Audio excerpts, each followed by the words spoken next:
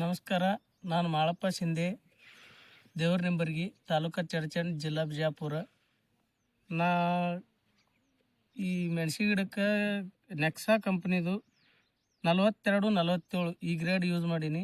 ಈ grade use ಮಾಡೋದ್ರಿಂದ ನನಗೆ ಕಾಯಿ ಸೆಟ್ಟಿಂಗ ಹೂವು ಮಸ್ತ್ ಅನ್ಸೈತಿ. ಇನ್ನೊಂದು ಇದಕ್ಕೆ ಪೈಲ ನಾವು 52-34 ಯೂಸ್ ಮಾಡ್ತಿದ್ದೀವಿ. ಅದಕ್ಕಿಂತನೂ ಇದು ಟಾಪ್ ಅನ್ಸೈತೆ ನನಗೆ. ನೆಕ್ಸಾ ಕಂಪ್ನಿ 42-47 ಗ್ರೇಡ.